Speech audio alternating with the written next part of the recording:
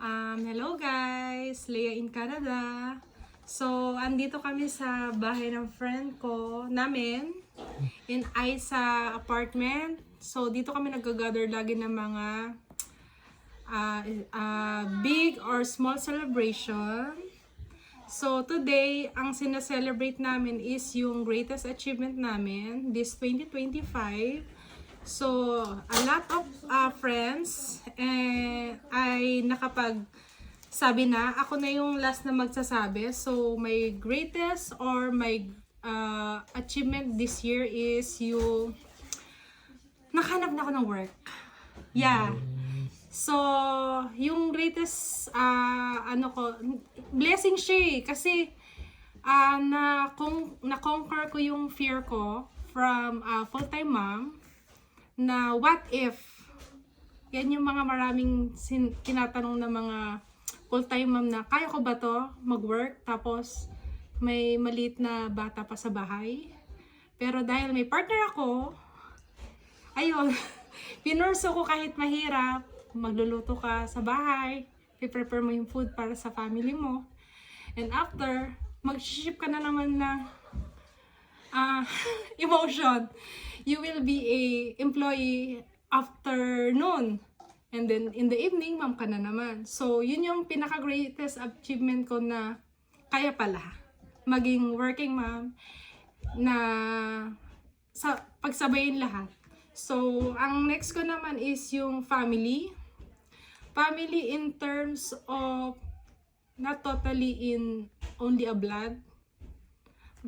As long as nagkakaintindihan kayo ng mga friends mo and surrounded ka with the good people, you can recognize them as your family. Yeah. So, for the family, ang prayers or ang gusto ko makontinue sa amin is more love, more understanding, less stress, no doubts, and slow anger. Kasi doon talaga tayo tinetest ni God. So, sana sa mga family ko sa Pilipinas, kung hindi kami nagkakaintindihan, so long patient for me, and I accept their differences. And then sa mga friends ko, thank you for understanding my family situation nung wala akong work, and si John na yung may work. Andyan kayo without expecting anything. Yeah.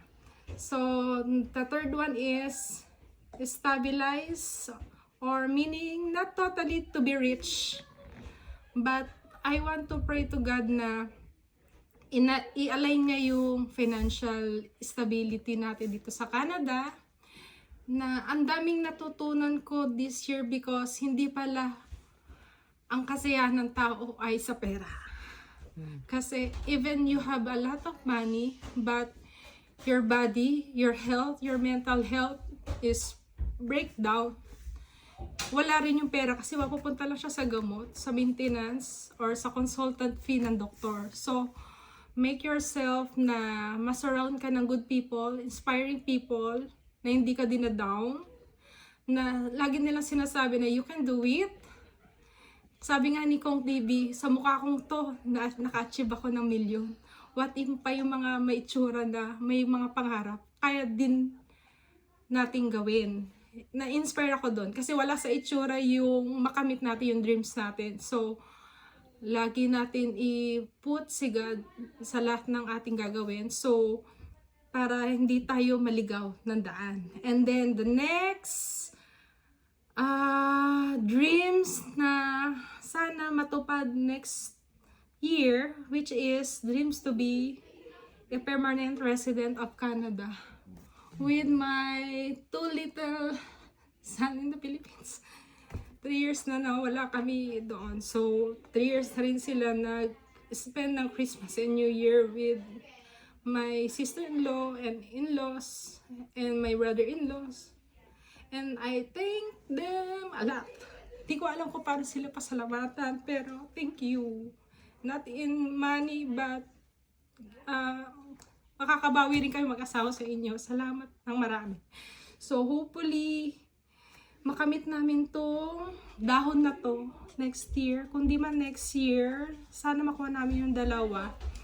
And kung lumabas man yung permanent resident, early 2027, I thank God a lot. Because lahat ng ito ay siya ang may plano. Sabi nga nila, bago mo pa planuhin yung buhay mo, nakatala na kay God kung saan kanya dadalhin.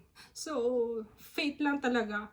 So, I believe and trust doon sa book na ginawa niya, book of life na ginawa niya sa amin. So, yun lang. And Happy New Year, everyone! Keep fighting na sa life. Yun lang.